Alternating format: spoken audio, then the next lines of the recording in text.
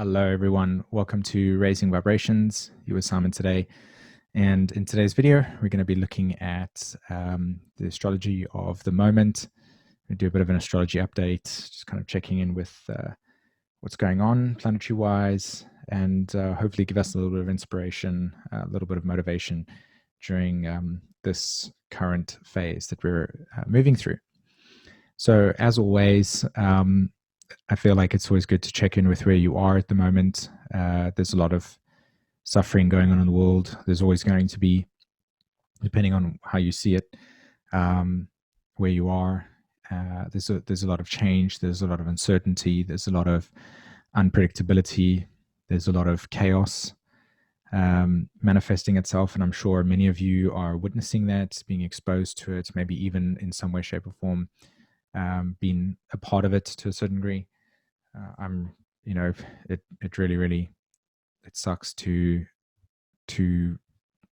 for us to be consistently impressed, as in not impressed as in I'm impressed with you, but pressed upon, impression, that being impressed on you, and that you have to process that reality. And that's one of the things of what it means to be human at the moment, especially with the current nature of the way that life is for us. We're kind of really waking up in profound ways, and part of that waking up process is seeing and feeling and experiencing this place in the way that we are at the moment. And of course, there are a lot of other people that are witnessing and experiencing other things like joy and openness and creativity and healing. So that's that binary or that polarity that we kind of embody on this plane. Okay, so what are we going to be doing with this astrology update today? I felt that it would be supportive to you, and I felt it was supportive to me, hence the reason why I'm sharing it, to kind of share a little bit about what has been going on within the constellation at the moment. And before I jump into looking at the astrology chart itself, I want to jump into this quote. And I want to talk about this quote and then go to the astrology and then come back to this. Okay. So I'm sure many of you are probably reading this at the moment, but it's many of us spend our whole lives running from feeling with the mistake or the mistaken belief that you cannot bear the pain, right? But you have already borne the pain. What you have not done is feel. You are beyond that. And it's a really fitting quote for or expression of the current energy alignments at the moment. And one of the things that I really like about this expression in relation to the astrology is the threshold that we, when we go through this kind of spiritual transformational experience or this emotional transformational experience in our lives, each and every single one of us at some point has had that. There's always this part where we come to where the pain or the suffering of the experience is so unbearable that we're almost like through a catalyst thrown into the need to resolve it. And for a lot of people, if that's too much to handle, it kind of creates what is like a trauma, right? And so we can manifest states of disassociation with that, and then it becomes shoved into the subconscious, and it shows up later in our lives as triggers. And then there are other times where we're able to process a really intense peak emotional experience in our lives, and we're pushed to the edge of something, and then that edge, we cross the threshold, right? And it looks like something where we cut out a relationship and we no longer allow ourselves to have these types of ways in which we relate to people and allow people to relate to us. We shift something within inside of ourselves. We release a internalized message that we've carried with us, sometimes even in past lifetimes, that's happened, and we carry this into this lifetime. And they show up in our lives as tension, right? As stress. And the intention of the soul, and especially what we do with evolutionary astrology, is we kind of look at what is the underlying, stresses that seem to be showing up and what is unresolved. And what we need to cross over, cross the threshold of the experience that we had. And so in Jungian terms, we can even call that the individuation process, right? Most recently with the SATURN workshop that I've been sharing with a lot of you, the intention was to heal the Saturn so that when these experiences do show up in your life, you can activate the Uranian part of your chart, which is the part that's saying, hey, here's where you can liberate yourself from those internalized, stuck emotional blocks, Saturn. And here's where you can become more strengthened in your embodiment of yourself, Saturn, so that you can access these thresholds and step over them and realize that there are thresholds to liberate you from. That's actually the relationship between Saturn and Uranus in the chart. And what's really interesting about this quote is that it also deeply connects with the Chiron, the message of Chiron, especially in this chart that you're going to see here, and also the what it means to have Chiron in your birth chart. And you've heard me talk a lot about Chiron as a somatic experience. It's not something intellectual. It has to be done through the experience of connecting holistically with Chiron. So there's this element here of having to cross an emotional threshold in yourself and to liberate and move away from, or take away from, or step out of stuck emotional patterns that reinforce a consistent behavior that will eventually, over a period of time, just be erosive to, or corrosive to, your body. And that then lands up as being a process of dis-ease. So as I kind of come back to the chart after reading this over here, I want you to see what I'm sharing with this over here. Okay, let's look at the chart. So you can see the chart's looking a little bit different today. I've decided to take away some of these aspects here and just amplify this aspect phase for us as well.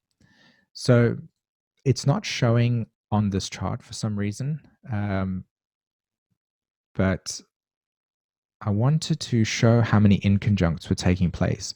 So the moon sits at 9 degrees here, right? 9 degrees of Scorpio, and it is in this experience making an inconjunct to Chiron. Okay, so you have Chiron at 7 degrees and the moon sitting at 9 degrees, right? So there's an inconjunct that's actually taking place there. Then you have the quincunx, or the inconjunct, between the sun at 27 degrees and Mars retrograde at 27 degrees, okay? So you got that. That's the two luminaries. You have Chiron and Mars, both of them in Aries, so that's really significant. You have the North Node at the moment being quincunxed in conjunct by Saturn at the moment, and then now the Pluto as well, right? Remember, an inconjunct is 2 degrees left or right. So as you can see, 9, 7, so that's within an aspect, 27, 27, within an aspect, 24, 25, 22. So there's the quincunxes, right? And then you can also see Venus quincunxing Jupiter. Now, what's that? 1, 2, 3, 4.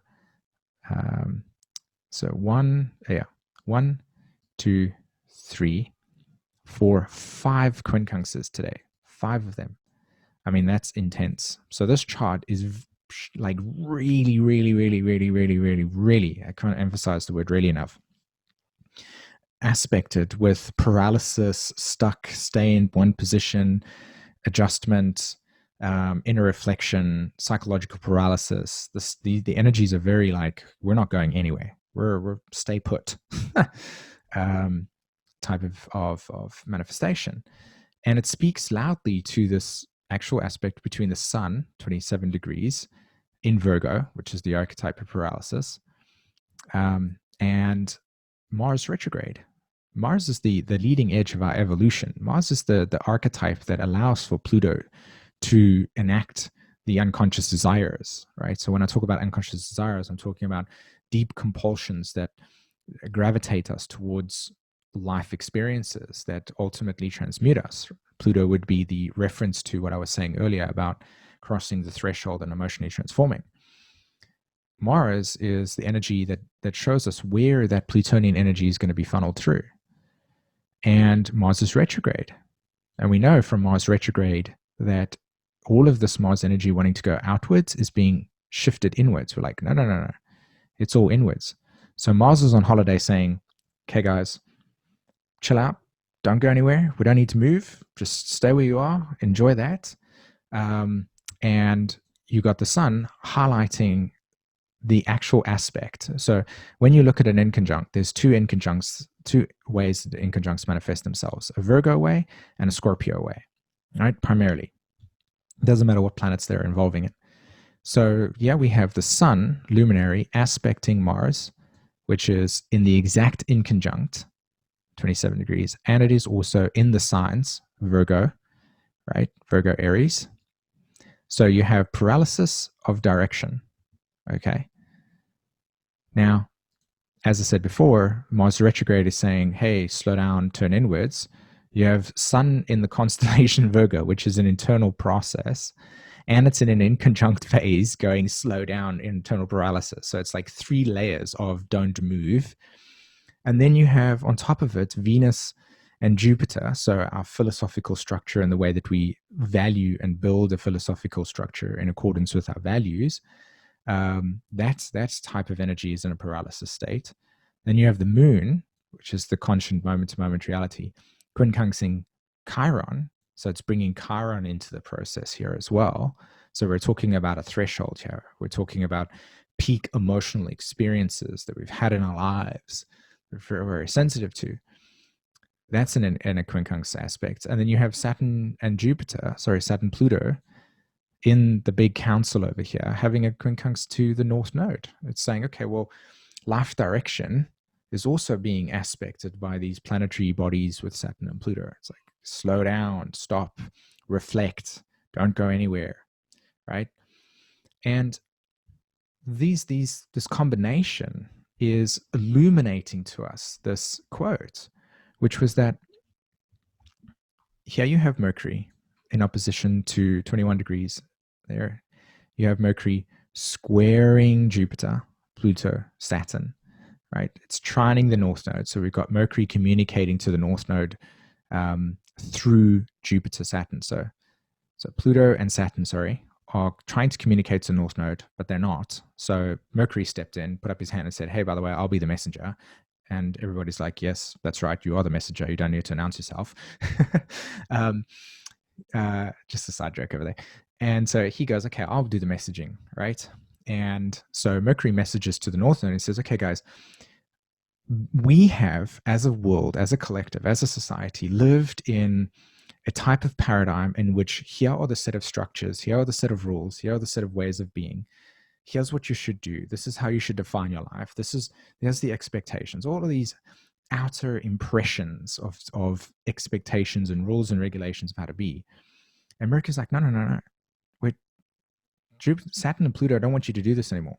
They want you to completely go into all the parts of yourself that you've internalized that says you're not good enough, you fail at this is what you should be, here's an expectation of how you should act, all of these things.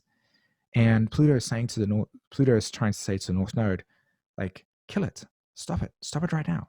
Stop getting in the way of your own experience of being connected to the divine. Stop getting in the way of getting the things or wanting the things that you want. Stop sabotaging yourself, right? And then Mercury through Libra, which is sitting over here, as it communicates to the North Node saying, okay, so the message, North Node, from Pluto Saturn is drop these expectations, drop these rules, drop these things that you have on yourself. Stop internalizing how bad you are, or how you failed, or how you got it wrong, any of those things. Start recognizing that all of those mechanisms, those thinking patterns, are not even a true reflection of who you really are. They are messages that are deeply embedded in the sense of identity that you have, not your actual truth, but your sense of identity. And that sense of identity is created based on outer definitions, outer expectations, outer worldly interpretations of truth. It is not your truth. It is not your direct experience of your life. It is other people's suggestions, it's other people's perceptions, it's the collective agreed upon truths. It's not your own. You haven't come to this place and found and discovered union with life in you.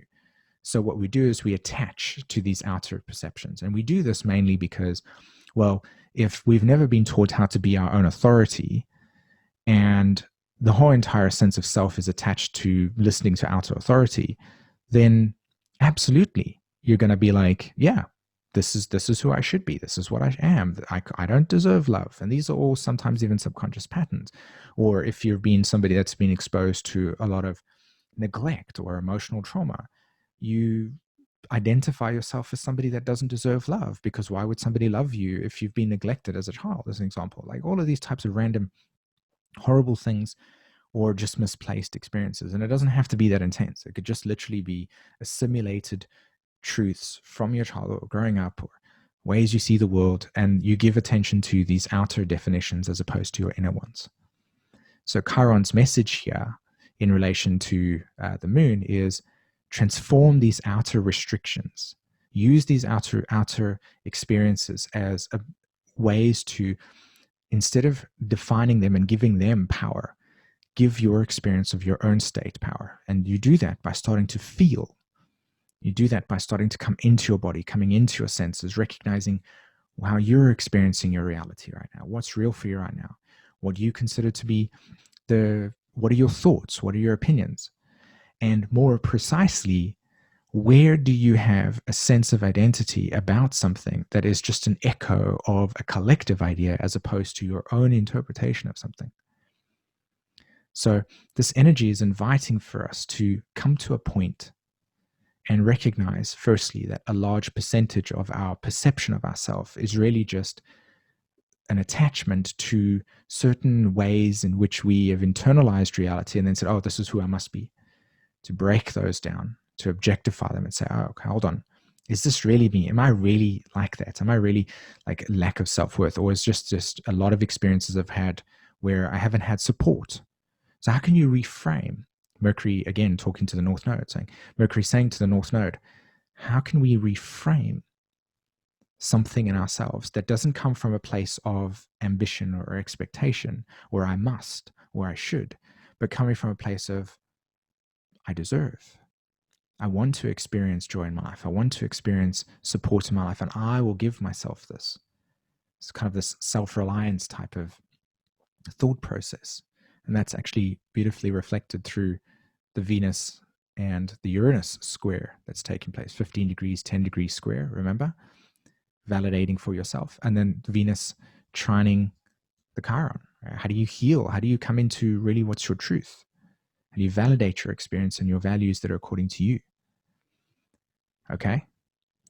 So if we come back to looking at this quote again, we say, many of us spend our whole lives running from the feeling with the mistaken belief that you cannot bear the pain. In other words, we come to this point and we're like, no, I shouldn't do this. I shouldn't be in love. I shouldn't be in joy. I shouldn't be in creative expression. I shouldn't be in this. I deserve that. When I come to a pain threshold, I don't know how to deal with it. So then I disassociate, right? But you have already borne the pain, already come into this world. We're already in the state. We're already, like Rumi talks about with the rose and the thorn, we try and ask for something and we get burnt. And then when we get burnt, when we hold the stem, when we try to grab the rose meaning thing that is something that we love within ourselves. When we grab it, we get hurt by the thorn. And then progressively over a period of time, we learn to say, no, I don't want to experience something that's really right and real for me because I've been burnt or I've been hurt by the thorn. So we carry the pain, but we never actually go over that, cross that threshold. So what have you done? What have you not done is feel you are beyond the pain. So who are you beyond the threshold of this identity? Who are you beyond the threshold of I am a failure at this and now I'm stuck in this and I don't deserve to experience this? Who are you really? Who are we really in that process? So let's come back to this moment here and say, Sun, quincunx, Mars, right? We're going to feel stuck. We're going to feel a little bit like paralyzed. We're going to feel like we're just not be able to move. And there's a lot of earth energy pointing to a need for inner reflection. And the inner reflection is to say, step over the threshold. Give yourself permission to ask for the thing that might be painful. In other words, if you're feeling like this is where you've been rejected in the past, Venus there, cross that threshold. What's the point in carrying the pain? Move beyond it. Go deeper into the experience and allow yourself to have the thing that you've denied yourself all the time because of a sabotaging behavior or a false belief or a protection mechanism or a coping mechanism or an inability to have been shown that you really are loved, because you are whole. You have been loved, and you always will and have the capacity to experience something beyond the things that we have been told you're not worth it, etc. Okay? So I hope that this gives you something to contemplate and to think about. We've written something on our Instagram account, and we've written something on our Patreon as well. So those two places that we're promoting and talking about and saying, hey, by the way, we want to do some constant inspiration here for everybody. So I encourage you to check out our page for just daily inspiration, and our community, our Patreon community, where we go deeper into exploring our personal stuff. And if you found value in this content, I'll create all the links below, and you can work with us one-on-one, myself and Jen. Jen does human design, do astrology. And yeah, thanks very much for listening to this video, guys. Take care. Bye-bye.